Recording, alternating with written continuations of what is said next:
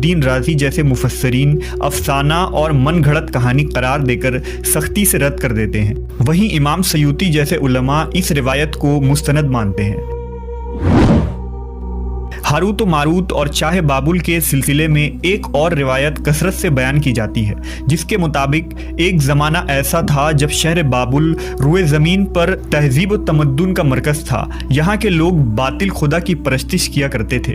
ये लोग अपनी किस्मत उनसे वाबस्ता समझते थे, इसलिए इल्म नजूम और इल्म फल्कियात में बड़े माहिर थे। उनके बुतकदों में सितारों की पूजा की जाती थी।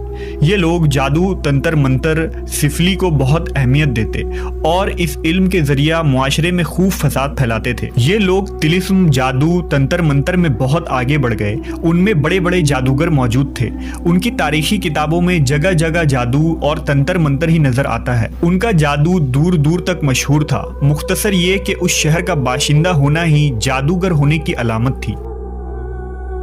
जब हज़रत सुलेमान अलैहिस्सलाम की हुकूमत आई तो आपने उन लोगों को इस शिरकिया अमल से रोका और उनकी सहर और जादू की किताबों को एक जगह जमा करके अपनी अजीम कुर्सी के नीचे दफन कर दिया, ताकि इस फितना अंगेज इल्म का जड़ से खात्मा हो जाए। जब सुलेमान अलैहिस्सलाम की वफ़ात हुई तो शैतान ने उन किताबों को दोबारा खोद कर निकाला और लोगों से कहा कि सुलेमान पैगम्बर नहीं था, बल्कि उन किताबों के ज़रिया हुकूमत किया करता था। लिहाजा हवा में उड़ना, जिन्नात पर काबू और सुलेमान अलैहिस्सलाम के गैर मामूली मुआजिज़ात दरअसल जादू और सिफली का अमल था।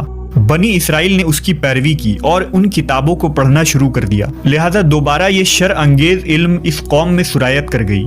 अल्लाह ने सुलेमान अलैहिस्सलाम पर लगाए गए इल्ज़ाम और तुहमत की नफ़ी करते हुए सूरह बकरा में फरमाया है, और उन्होंने उस चीज़ की पैरवी की जो शैतान सुलेमान की बादशाहत के वक्त पढ़ते थे, और सुलेमान ने कुफ्र नहीं किया था लेकिन शैतानों ने ही कुफ्र किया। लोगों को जादू सिखाते थे और उस चीज़ की भी जो शहर बाबुल में हारूत और मारूत दो फरिश्तों पर उतारा गया था, और वो किसी को ना सिखाते थे जब तक ये ना कह देते कि हम तो सिर्फ आजमाइश के लिए हैं, तू काफिर ना बन।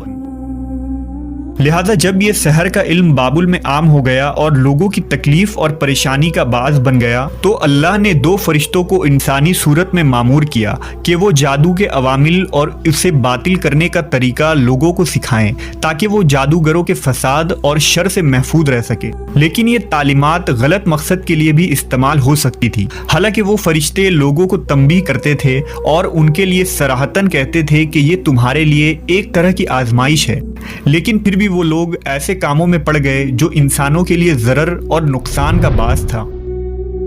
बाज़ अरबी दास्तानों में उस कुएं का